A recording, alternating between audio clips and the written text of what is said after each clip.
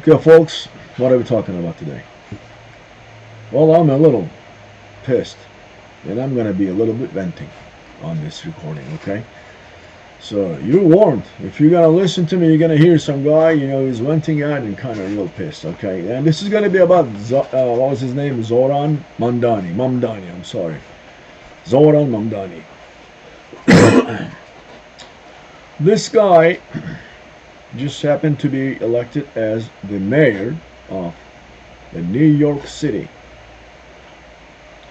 And let's talk about that situation and how's that gonna, you know, develop from now on? How is it gonna be falling out? While he's openly saying that, and he's openly challenging Trump administration, he's openly challenging the entire actually system, the capitalist system, which the nation has been operating based on since its inception. So what he's saying is one social democrat bullshit. It's another way of saying I'm communist. He doesn't want to say that, but he is. He's a Marxist, globalist, communist, and he's supported by the Soros organization heavily. And also he's saying he's Muslim. Well, first off, guys, you gotta understand something.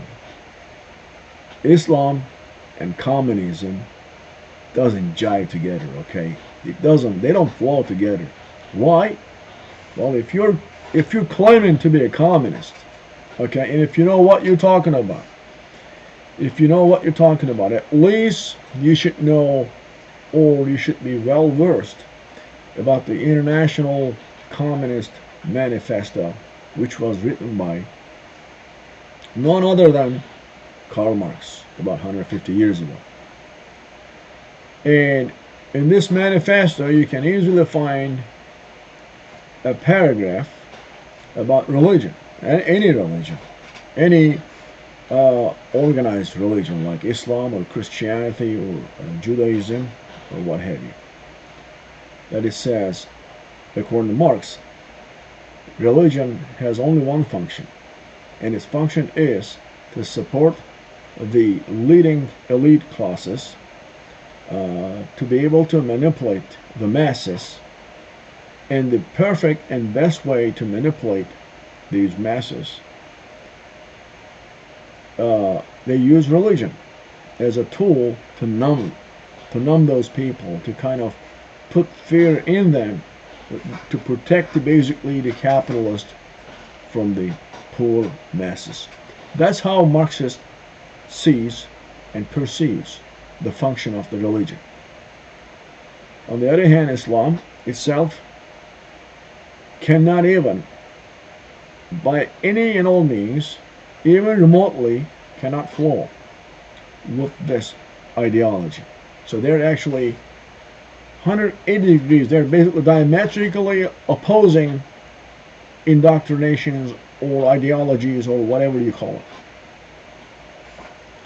So when Mamdani is saying that I'm a Muslim, and at the same time I'm a social democrat, hint, communist, first off, people has to know that. But I know those people who voted for him are not even aware and don't care about these so-called nuances. It's not absolutely a nuance, but I understand where they're coming from. Well, this is just a couple days ago, right? The election results have been declared, and Mamdani won. He was running against Kumo, and Kumo lost. It's a good thing that Kumo lost, and by the way, it's a good thing. Kumo, there's nothing positive that people can say about Kumo. That's a different matter. Or the mayor before, Eric Adams, New York City mayor. He was, he's now a part of a scandal, and he doesn't have much to say. He doesn't have much to offer to New York City. And I understand New Yorkers have been so far really and truly pissed, and nothing is working. They've been already, especially under the extreme radical left policies, they've been enforced by governor, New York State Governor Kathy Hochul. And So people got fed up, and they were looking for some change. And the change they think is Mamdani with his great offerings. Let's see what he's offering first off, okay? The typical problems in New York City is affordable housing, the rent control, crime, and overall cost of living. Cost of groceries, cost of transportation, overall in general cost of living has been very, very high. I mean, New York City is, obviously everyone knows that it is one of the most, maybe the most expensive city in at least in the United States, if not maybe in the whole world, maybe one of the top 5 most expensive cities in the world, maybe. All right, so a lot of people cannot afford rent, and they have to get further and further away from the city. Yet they got to work in the city, so their commute time is incredibly long and difficult and arduous, and a lot of problems, especially crime within the city, within those 5, especially those 5 boroughs, and people were fed up. And they voted for Mamdani, who's claiming, who's promising them the sun and the moon, a typical move by a communist. Nothing but utopia, a complete and utter utopia that they offered and promised to people. And who are those people? Those are the people who are in dire need of a change, and it's a human nature when you're, at your darkest hour, if somebody's offering you a potential solution, you tend to listen. See, maybe this guy can help me, that kind of thing. Unfortunately, in human nature, people do this without much really weighing the pros and cons, doing any kind of pros and cons analyses. They just go ahead, and whoever is, giving a better speech, whoever is smiling more, maybe whoever is, kind of warming their hearts, and I gotta give it to Mamdani. He's a good speaker. His abilities to deliver a speech, his abilities to present, his abilities to package, his abilities to go up in front of people, and he has a good smile. I gotta admit, we gotta give those things to him. Yes, he has those things. He has everything except those core qualities and capabilities to deliver anything he promised. So let's give a few examples that he was promising to New Yorkers. 1, he's talking about free grocery stores. 2, he's promising free bus system. And 3, he's promising at least 1 million people who are renting a rent control. These kinds of methodologies have been time and again, not only in the United States but also across the world, have been implemented. These so-called social democrat solutions have been implemented, and each and every time, without a single exception, they fail. And when they fail, it's not just a kind of a small matter of mistake, sorry, I'm sorry, we tried, it didn't work, let's try this and fix it. No, it brings economic disaster. Communism, whatever they like to call it, social democracy, these kinds of solutions, so-called solutions, they're not, but these kind of methodologies that they believe they will resolve problems, will only make things a whole lot worse. First off, these people who are promising to people the sun and the moon have to understand that money does not grow on trees. And in economics, there is no such thing as really free. Somebody has to pay that thing that this guy is claiming that it's going to be, given, provided for people free. There is no such thing as free. Somebody has to pay this. And eventually it turns out and goes around and around, and eventually it comes and hurts somebody. And in fact, more than somebody, eventually the society will suffer. Because it is It is a source of the extreme inefficiencies in the economic system. They're asking this guy, how are you going to finance that? You're saying the bus system is going to be free, the bus transportation is going to be free. So how are you going to do that? How are you going to finance it? How are you going to finance the cost of drivers, the cost of equipment, cost of the gasoline, cost of this, cost of that, cost of maintenance, all those things? And he says, I'm going to tax the rich. That's his answer. Isn't that wonderful? It's almost like a joke, guys. It's almost like a joke. But he actually said that. Same thing, a very similar situation for, grocery store, free grocery stores. So people can go and freely gather things that they need to eat. And he's going to finance that, again, by taxing the rich. And also, what was the other thing? The rent control. For 1 million plus renters in the New York City, especially in those core boroughs where the housing and the rent is very expensive, and a tiny little apartment, I don't know, maybe 500 square feet, maybe less, maybe 400 square feet apartment, just a little bedroom and just a little living room, cost like $4,000. Yes, it's crazy. We all know that. But the solution is not the rent control. Because how are you going to force the tenant, the landlords about that? There are lots of landlords that was tried in the history, in the past, that was tried. What happened was, landlords, they even basically demolished their buildings. They burned their buildings to get some money from the insurance companies, or they just let the building go and deteriorate, because the cost of repairing it, maintaining it, was a lot more expensive than actually renting out, because renting out wasn't going to bring them, according to the rent control, the limits, excuse me, it wasn't going to pay enough, it wasn't going to bring enough cash flow to cover the cost of maintenance. So they just let it go, let those properties deteriorate. They didn't do anything about it. They considered them, they wrote them off.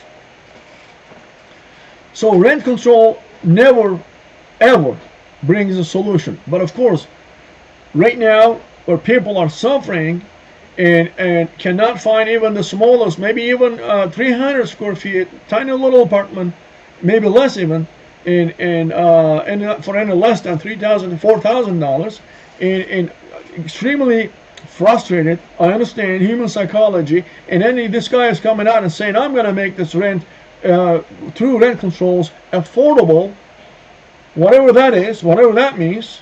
Is he going to make it like a near free or $1,000 a month? I cannot imagine any landlord renting out his or her property at those rates, because there's no way.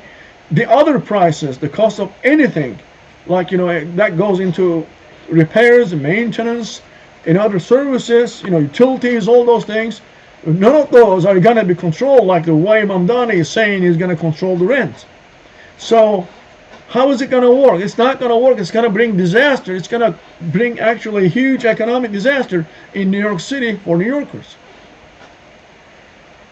Same fashion, the same way, it's free groceries.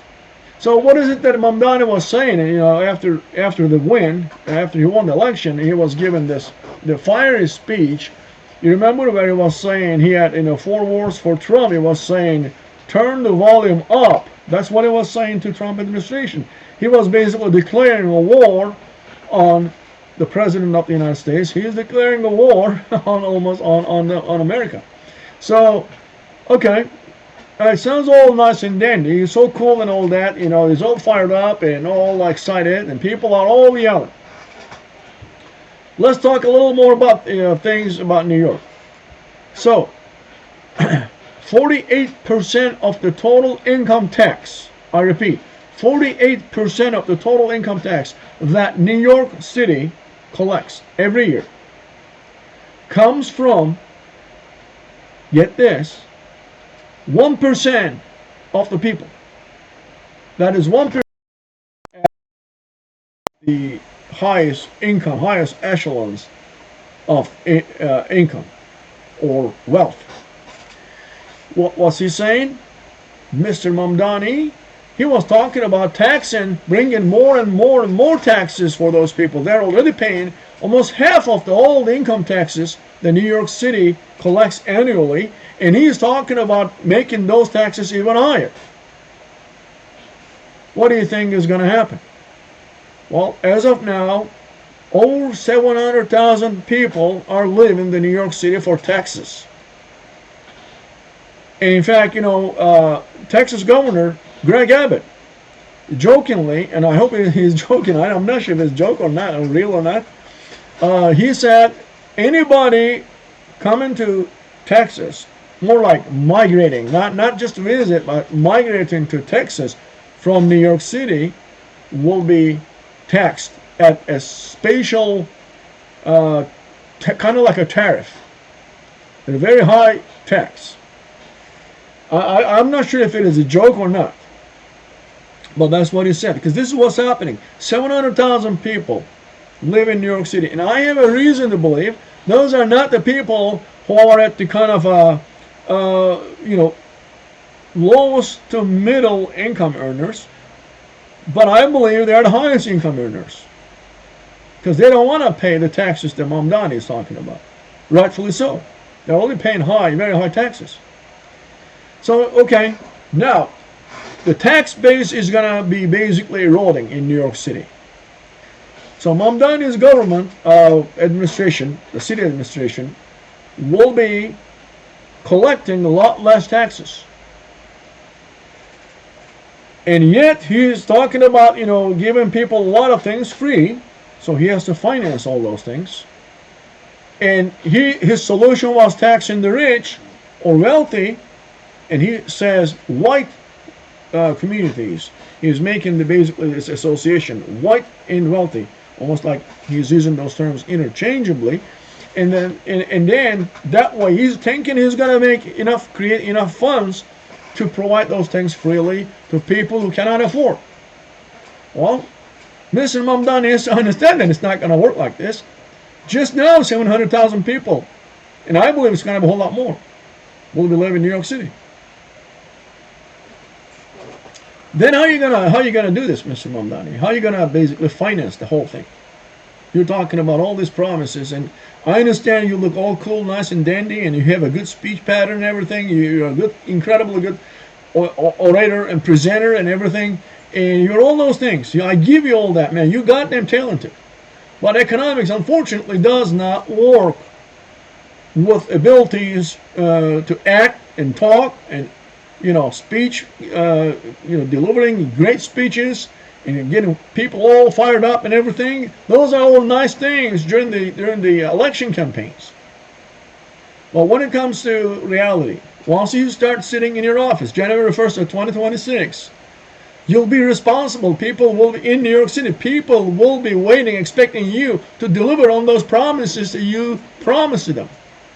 Do you think, with all these things that you're saying, you think you're formulating, you're gonna be able to deliver on your promises? I tell you what's gonna be, Mr. Mamdani. In 12 to 24 months, from the day you start sitting as a mayor of New York City, the day you start January 1st, in 12 to 24 months, people are gonna be acutely aware of what they did. What kind of a huge mistake they did by voting for you. Because they'll be in misery that is not going to be even comparable with the miserable situation that they are in today. In 24 to 48 months, in my mind, New York City will resemble the movie set. For those of you, I don't know if you remember that movie. I watched it the movie was made in 1980s, early 80s. It is called Escape from New York. Mel Gibson was playing in that movie. And I watched that, I think it was like 81 or 82, not any later than that. And it was a great movie. So, it was a kind of apocalyptic environment that New York City basically totally and absolutely collapsed. There was no police force, no law, no nothing. Basically, it was people, gangs were running amok, and whoever has this kind of weapons and gangs and stuff like that, they were doing all kinds of wild things, and violence was basically running and ruling the city to survive. That was the whole theme of that movie. I believe between 24 to 48 months from the day one that Mamdani sits in his office as a mayor, New York City will be a huge movie set, perfectly compatible with the movie that was depicting an utter collapse of a city. This is what will happen, and I 100% believe this is the vision that I have, honestly, and I believe this is what's going to happen. The great city, I mean New York City, the Big Apple, right? The great city, great American city, where stock market operates, the financial center of this country. And Mamdani was voted in a communist and a political Islamist as a mayor. Let's also look at the other way around. I just mentioned how many people, like 700,000 people, right, will be living and going to Texas. Do you think people will be going to New York City? I believe yes, for a good reason. But what kind of people do you think will be going to New York City? Do you think investors will go to New York City to invest? Or people with high income earning potential will go to New York City? Do you think companies will carry their headquarters or their operations to New York City? Do you think people who are concerned with raising their families in a safe and sound environment with a low crime rate, a good police presence, do you think these kind of people will go to New York City? I don't think so. But I tell you what kind of people will go to New York City. New York City will be a heaven for illegal immigrants. A heaven, a complete and perfect sanctuary for actually anybody who is criminal. Illegal immigrant is one of them, but there are all kinds of criminals. And hey, Mr. Mamdani has a huge soft heart, right? Incredibly soft on crime policies that he's talking about. Well, they'll get away with anything they do. So they can almost freely. I mean, it's like a dream coming true for a criminal. They can steal, rob, rape, kill, without even being utterly concerned about getting caught and getting jailed. Because again, soft on crime. You know whose policy soft on crime is? Where is that coming from? It's coming from Soros organization. They were saying, you know what they were saying? This was a big victory for Mamdani. You know why they were saying that? Because there was no AIPAC money. The AIPAC money is they associate that with Jewish money. In Israel, Jewish money, all that stuff. And there was no such support, and still yet somebody like Mamdani, I mean, it's like hero. It's like is a Muslim, is a socialist, communist, and all that, and yet he's been elected as a mayor. Well, people are not saying the real tiny little nuance is there. The fact that Soros family, Soros organization has been financing his campaign heavily. Because this is what they want.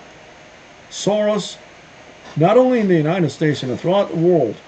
Did you know the fact that since 1987, Soros organization has contributed 32 billion with letter B as in boy, $billion to all these kinds of activities, not only again in the United States but throughout the world, to create civil strifes, to create destabilizing governments, to create almost civil wars, to create, like in the United States, Antifa, BLM, No Kings movements and stuff like that.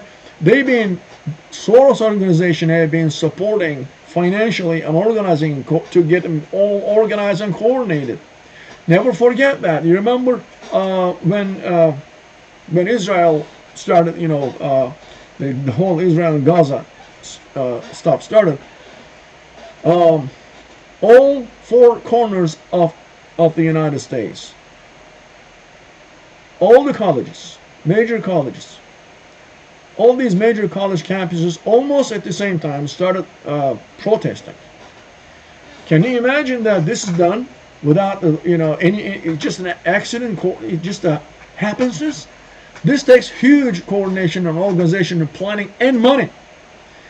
Soros organization has been always behind these kind of things, and as he is now, he has been and he still is behind Mamdani's administration, because that's what they want. They want to create complete destabilization to challenge the system, and it's not for any good idealistic sounding reasons. Although they always come up with those humanism, equality, rights this, rights that, all right? We all know that. We heard this a lot, It's almost like, all those things and lost their meaning, meaning when you hear them. They're just sound bites. Anyone with sanity don't even care about hearing them. So this is what's going to happen to New York City. And I'm seeing not only in the U.S., but also it's international, because this New York City election was so hugely popular and the whole world was watching it. A lot of people in Europe, a lot of people in other Asia and Australia and all over, they've been following this. And a lot of people I'm seeing on YouTube, especially those like-minded people, like socialist type and democratic socialists and all that, and they're almost kind of like a jubilant. They're like so happy. They're so emotional. Some of them, I was reading comments. You know how corny that is. They're in tears and stuff. They're thinking he's a hero and he is fighting against the capitalist monster, and he's gonna beat it, and he's gonna eventually bring the ultimate peace and equality to the world, and it's gonna start from the New York City. If anyone believes in that, in my opinion, I know it's gonna sound harsh, but in my opinion, he's not even worthy of breathing. He's wasting oxygen available to everybody. They're just wasting the oxygen. That's how I see them. Sit down and try to understand how economics work. You don't have to be an economist. You don't have to have a PhD in economics. You have to have enough brain and some level of education and training. Okay? Try to understand how, or ask anyone, not necessarily academicians and stuff, I'm not talking about them. Ask anyone who has invested his life for business, who raised capital to operate and expand the operations for his business. Ask anyone who's been a long time in any business, and it doesn't matter what business. Ask anyone who started a company, small or large. Ask anyone who is managing large-scale operations, for-profit operations I'm talking about. You'll see one thing, and one and only one thing. Money don't grow on trees. Money represents value, and value is being created by human work, and humans work only with incentivification. Without incentivification, there is no work motivation. Without work motivation, there is not real tangible results from work. Hence, economy suffers. To create value, you need to incentivize people, and the name of that incentivification is called profit. Risk and profit. And you're coming, Mr. Mamdani-like person, and who's thinking by taxing the rich, you can actually distribute the prosperity. Let me tell you this. To distribute the prosperity so-called more fairly, first off, you got to have that prosperity. I repeat, is it too difficult to understand that? To be able to distribute prosperity more evenly or more fairly, in existence. And what do you think creates prosperity? The capitalist system. You know that system that a lot of people blames, monstrous system and all that, an evil system? Yeah, that is. It's called capitalist system, and that is the one that creates the prosperity. How well it is distributed is another question. Yes, there are problems. Yes, they should be addressed and worked on. But punishing the source of the prosperity is not an answer, but it's definite way to destroy altogether for everybody. And still, yes, you can create basically a society where everybody's equal, but everybody will be equal at absolute misery and abject poverty levels. That's what happens. Economic history does not show, unfortunately, a single one or slightest amount of success of any communist economic system. The greatest, right now in our age, the greatest communist nation is China. And starting mid-70s, that was after Mao, China, for their economic development and growth plans, long-term growth plans, they literally implemented the utmost pure capitalistic operation system for their for their growth, not for everybody. It's still public art living under communism and communist dictatorship and everything, but for the Chinese government's expansion and growth, that's what Chinese implemented. Chinese is rather smart. And come to this country, United States, the capital system that Chinese copied created this miracle in the world, which is called American economy. And now these people are talking about bringing what? Communist methodologies in their economic administration to bring and deliver prosperity to people. That's going to be a huge, huge, ugly disaster, in this case for New Yorkers. Like I said, in a matter of a couple of years, maybe 3 years, New York City will see a whole lot more crime, a whole lot more, the whole real epidemic of drug addiction and homelessness. It's going to be a place, like I try to describe, I don't know how else to describe.